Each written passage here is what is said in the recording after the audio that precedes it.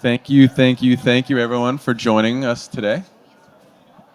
And welcome to Idea Lab Live. And this is our first session today about promotional products with purpose. Can we get a woo woo?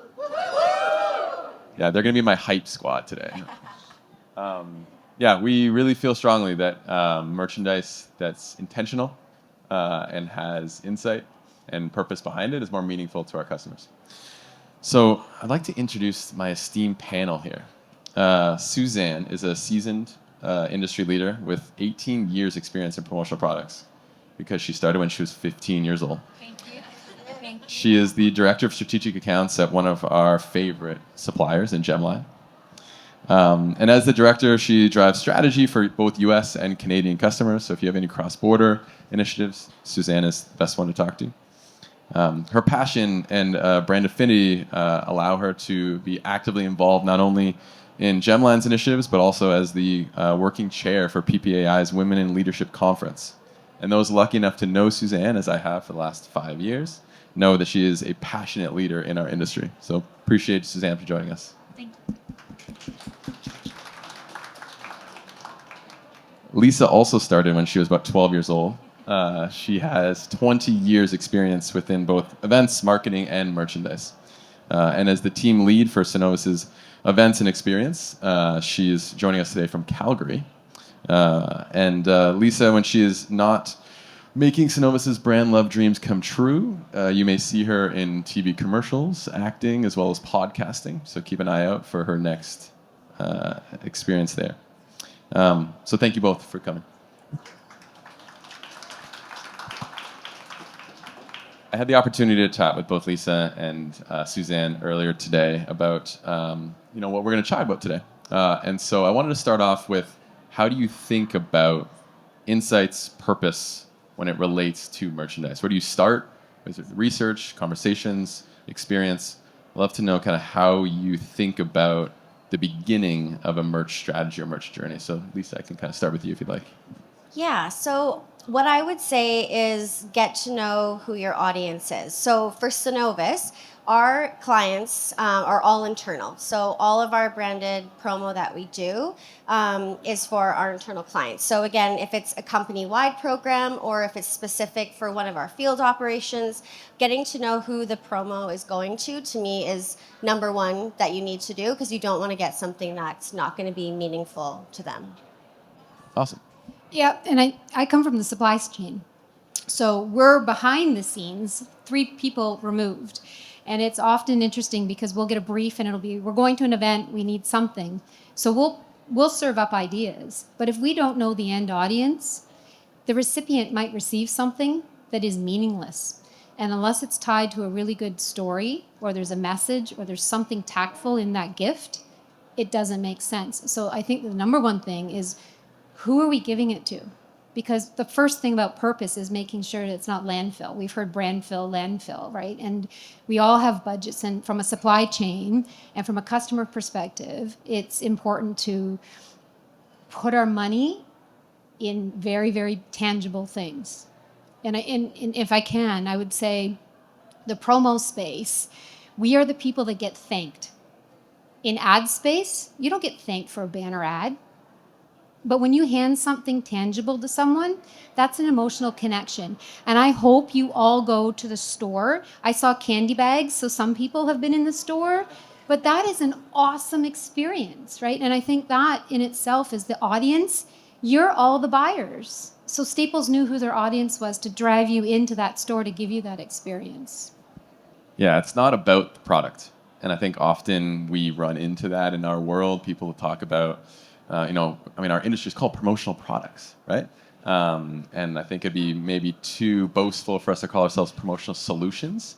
But I like to think of ourselves that way. And so let's talk a little bit about not just the intent that you have, but also the production or the design, the materials that products are used for. It's this idea in our world that, we talk about brand fill, that our industry can be quite wasteful, and I think historically that has been the case in some circumstances, but I know Gemline in particular is leading the charge in that. I will take this one because you all shop at retail. You're all on Amazon. We make intentional choices. But behind the scenes, the supply chain feeding Staples ideas, we have to be looking around the corner. We have to be looking at the consumer trends. We have to understand what your audience are going to be wanting so that we can put that into the Staples seller hands. And in terms of the sustainability side of it, promo has so much in terms of, and it's, okay, hands up. Promo, do you use promo, swag, merch? What's the, let's say promo. Hands up for promo. Who calls it promo internally at your organization? No, okay, that's one. Not calling you out, but that was one. Merch, Merch? okay? Swag.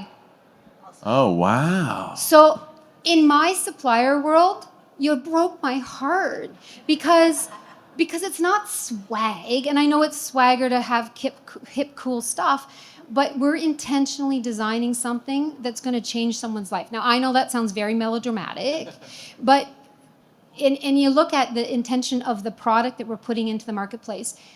It's the chemical management. It is the recyclability of the product. But the number one thing is the sticky factor. Promo with intention is the sticky factor. So if you know the audience is going to receive something and they're going to keep it and use it past the gifting experience, you win.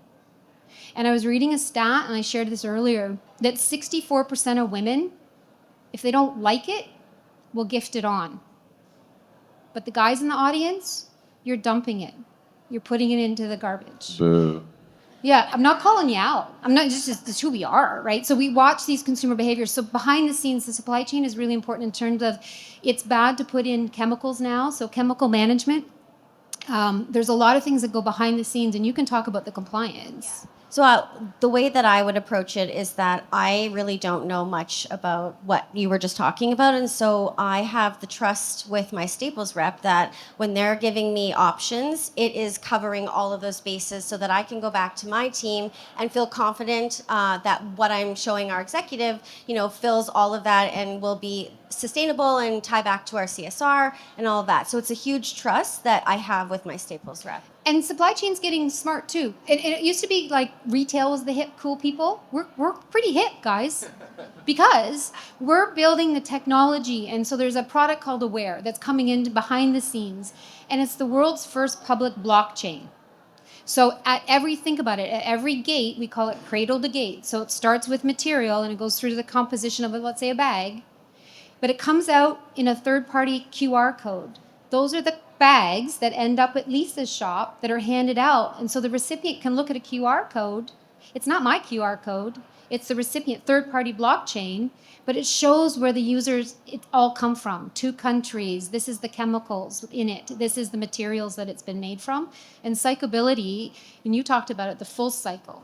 How's the waste of it? I think it's an interesting comment because I think, listen, we have a ton of information about the origin, the materials, the sustainability, the testing, the compliance of all of our products. But Staples is not going to force feed you that. And the reason is because we want to be the experts. We want you to trust us. And we have the experience. And if you ever have any questions about it, we're more than happy to help walk you through it. But know that when you come to us, the products are coming from vendors in which do the vast majority of the compliance, or ourselves. And so we are not asking anyone here to be an expert in the sustainability world. Please encourage you to ask questions. But at the end of the day, this industry is changing, and I'm excited to kind of follow along with you. But I think it's a good segue because I often talk about the materials or the compliance or the products themselves.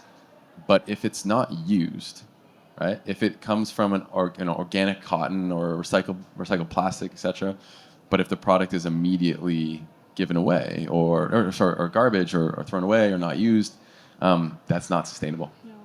No. So maybe, Lisa, how do you think about life cycle of the product or the use case of the product or ensuring that the person that receives it, it's not only a sustainable product, but it's sustainably used?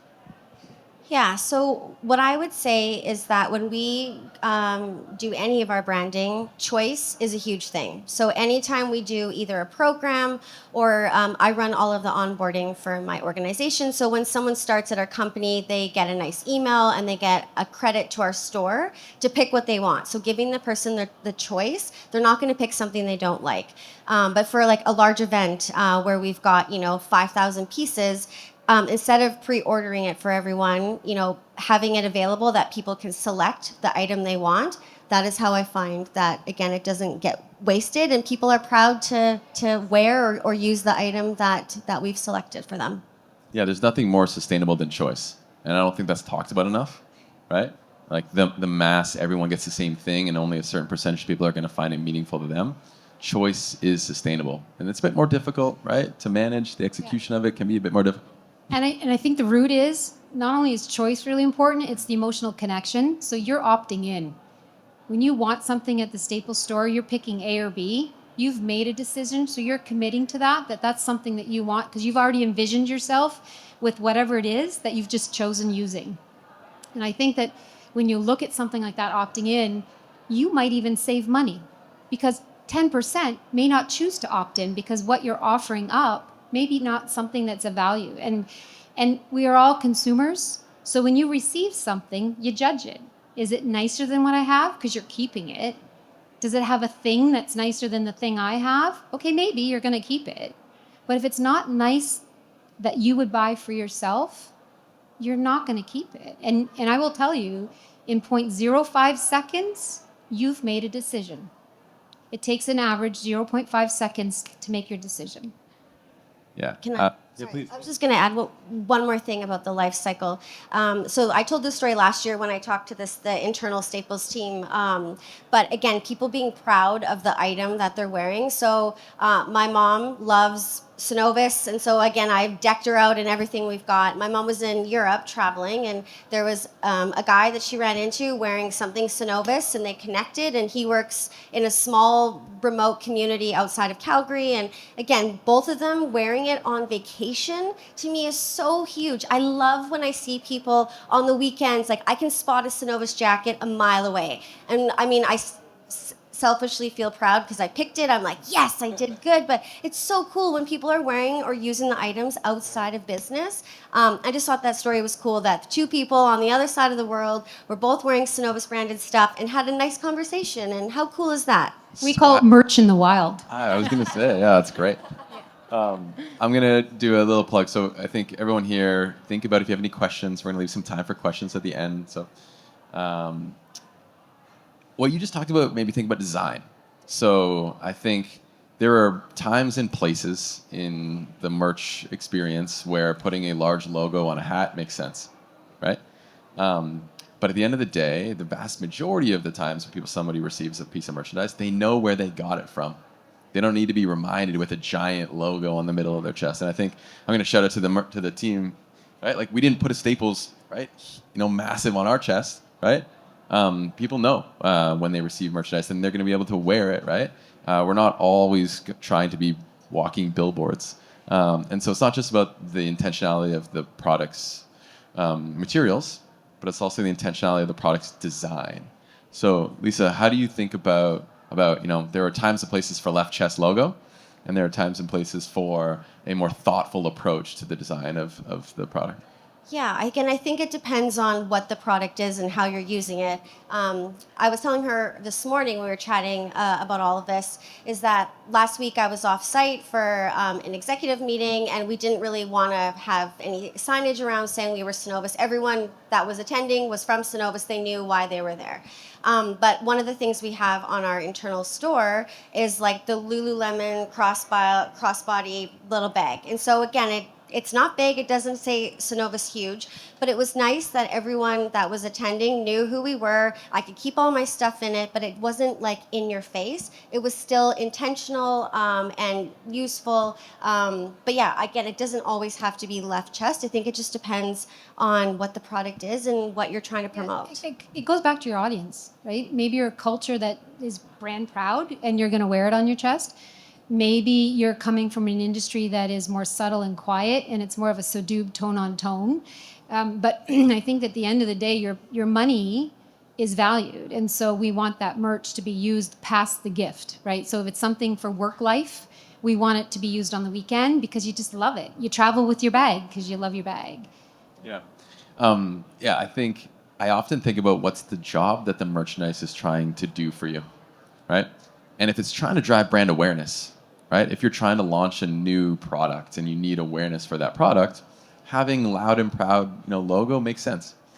If you're already a brand that has awareness, if you're a large financial institution, for example, right, and you're trying to drive brand love, affinity for that product, right? Everyone knows what the RBC logo looks like, for example. So I think the job that you're trying to do can be purposeful. And so I'm going to do a little survey, an impromptu survey. Who's proud of the company that they work for? Amazing. I should have put up my own hand. You're fired. Who is more likely to wear merchandise for their company if it doesn't have a giant logo on the front? Right. You're proud of where you work, right? You don't always, on weekends when you're at a barbecue, need to have the giant logo. And so I think it's sometimes difficult when you're speaking with, marketers and brand, people that live and breathe and love their brand and its brand standards, and the logo has to be on a certain background, it has to be a certain size, etc. I encourage you, when you're thinking about purposeful merchandise, to think about how it's going to be used. Can I say one more thing? I would love you to. So Susan and I, again, were talking this morning, and one of the things that I find is I guess maybe I wear a Lisa hat more for our company than maybe I should, but again, I like items that look like items. So again, the Lululemon crossbody bag, love it because it looks like Lululemon. We have a jacket on our store. It's like a long style. Again, it looks like Lululemon. So again, if you can find things that are fashion forward, I find especially women, we were talking about percentage of men versus women and what people like to wear. I feel like the women in our organization definitely love something that's more fashion forward, where the men, specifically in our field or remote sites, they love like a good sturdy jacket. They love a Synovus hat, but that's what they wear to work and also on their days off. And so, I just wanted to add that part. Yeah. Going back to the decoration, there was a stat, and I think it was like 80%. If you add a second color in your logo, and I see all your logos, and you're all one color. I know you have second colors in your logos. The brand recognition and a second color logo treatment, it goes up 80% on an impression. So people kind of wash by a one color, but if you had two colors, the logo immediately pops, 80% more recognition. Yeah, to take that one step further, I think it's going to cost a bit more on a per item basis to be purposeful and intentional, right? On either the retail product or the design, whether it's, to get specific, like, multi-location printing or multicolor or like a larger embroidery stitch count. But we know that the value of that investment is going to pay off because it's going to be used more. So we have about 10 minutes together, and I think Lisa and but I just want to add one thing, because I think that this is the part we didn't talk about. Please. It's one thing to gift the thing, but if you don't gift the story of the thing, Good call. you're not creating an emotional connection, right? You're just gifting the thing. And Lisa was talking about it, and tell them about your jacket next phase, maybe. Sorry, I didn't. How are you going to take your jacket Yes. phase to the next level? Yeah, so we had a big milestone we hit last year, and we ordered about 8,000 pieces from Staples. And Thank so, you. Yes, of course. So for Synovus, we've got assets in Canada, US, and into Asia. So again, going back to choice, I wanted to give people a choice. And so we work with Staples to find options. So we offered a men's and ladies jacket. We offered an Awala tumbler and then headphones. So we did that for the US and Canada. Asia, it was a little bit more tricky, so we just did jackets. But again, our budget was tight, but I still wanted the gifts to be meaningful. And people understood the story, but again, understanding the background of where it came from and all that wasn't communicated. So I think, again, if you can have that emotional connection. So the next big thing we do, Linz, hopefully I'll have something for you soon. But again, I think if there's a way to tie in like a note from your executive or even just a note about where the product came from, I think would Yeah. go a really long way. And yeah. And then hands up. Do y'all have company stores, e-stores? Yeah? No one's, okay, little hands. So that can sit stagnant, right? Refreshing is really important because just think retail metrics. You're being bombarded at retail on a monthly basis, the Zara effect. And if you're not refreshing and adding a story, but the other stat is when you have someone of your company of statute endorse product, think about all the reviews that you read online that you're more apt to buy something after someone said they love it, right? It kind of goes into our store strategy. Yeah, we often talk about that the merch has a few different times that it speaks to you, right? So I'm gonna get a little esoteric here. First time it speaks to you is right away. You talked about half a second, right? They get it right away. It has to make sense immediately, right? And then maybe there's a hang tag with a QR code that takes you to the story of the product. And then maybe the design has some type of insight or intention there, and so they have a conversation a week or two later with somebody else. And so ensuring that product has multiple iterations of their life and it's not just one time can make it mean more to people. So we have about 7.5 more minutes together, and I'd love the opportunity for anyone here to ask questions if they so choose. If not, Lisa and I, along with Suzanne, would love to continue talking, even if you all weren't here. Yes, question in the back. I'm going to hand you my mic, and then maybe I can grab another one. Thank you.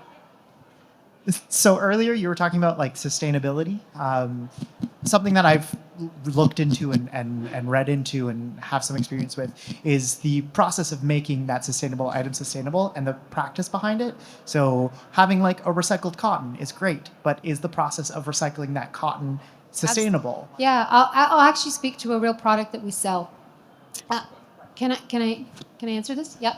So a real product that we sell is a retail brand. So we make stuff, but we also use retail product and resell it. A retail brand is recycled paper bags. Okay. So interesting enough, in that recycled paper bag strategy is they use an FSC forest in Germany. They extract tree cellulose. Somehow it gets to Vietnam, and somehow in Vietnam the big vats then get polymers. I said that like with one Polymers? Polymers. I made it up. Like I just made words up. Polymers. But that gives the elasticity in the paper, so we encourage you to wash it. They will tell you they extract the water in Vietnam and put in water that is 102% cleaner than they took out of the river. So all along in terms of supply, and yeah, there's a lot of greenwashing, and that's why it's really important to trust people at Staples because they're doing the due diligence behind the scenes with EcoID. But in terms of sustainability, it's the full supply chain in terms of cradle to gate. Where is it coming from? Is it manufactured, obviously, with fair labor? But when we have to use third-party compliance, it's legit. People are going in. It's not, we are being held to such high standards now. And I think it's really, really important to give you that confidence that it's not just something we're saying is eco, because there is a lot of greenwashing. Great question. Anyone else? Amazing. Oh, you have a mic behind you. Thank you. Thank you. You may not like me for asking this question. Please bring it on. You mentioned Asia is difficult. I also work at an organization that is largely present in Asia and North America, of course. And we are always looking to standardize our experiences when we show up to events. Yep. Some of those events that have high unit count, often, again, hate to say it, cheap and cheerful, Yep. tend to not be very purposeful or sustainable. Do you have any wins on anything you've experienced for your kind of global swag strategy? So I would say, Synovus acquired an organization that had the Asia group in it about 3 or 4 years ago. So to be honest, we're still trying to figure that out. I would say the event thing we did last year that had like 8,000 pieces, again, I truly trusted Staples because I didn't know what was allowed or not. And again, they only gave me options that I knew, again, would be allowed across the border, but also were sustainable in all of that. So I would say that was a win. And also, I was going to say, so our company is self-serve. We don't send emails out to click to sign up for things. So for this thing we did, we had a link for Canada and US and a link for Asia. I want to say Canada, US, there was like 7,500 that clicked that they wanted, which again was the biggest buy-in I've ever seen for anything we've done. And Asia was almost 100%. Like they were so excited about, again, and we didn't really give them a choice. It was either a men's or a ladies jacket, but it was almost 100% pickup because again, it was good product and we knew it could get across the border. And from a supply chain, I would say custom is always an option, right? Just because it's made in a factory doesn't mean it has to have a one-way waterway in, but you can look at cohesively in brand standard. So it might still be a black bag. It might be sourced domestically in the country that it's coming from, but global export from North America is huge right now. And so there's a lot of expertise that are happening behind the scenes to support you when you say you have 3 guys in this country and 12 here or 1,000 there. There is consistency in brand, but oftentimes we start to see it in how the logo treatment is decorated. So if it's all left chest or it's all the right sleeve, the garment might be different, but the consistency across visually is similar. Yeah, it's a good question. I think I'd love to explore more. The idea of producing locally here and shipping out, or producing locally there and distributing, has its own challenges. Both of them have their own challenges. So we've done it both ways. We've built, global websites where we collect orders from 75 countries and distribute out. And then we've also had, the similar experience where we're producing in each individual country. Anybody else? I love these questions. Takes the pressure off me. Oh, come on, give us a tough one.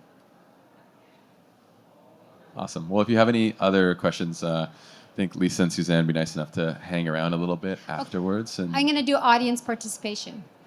Okay, we're going rogue because they don't know about this. oh, Suzanne. Yeah, hands up. Okay, in your promo thinking, so you've got bags, you've got drinkware, you've got jackets or polos.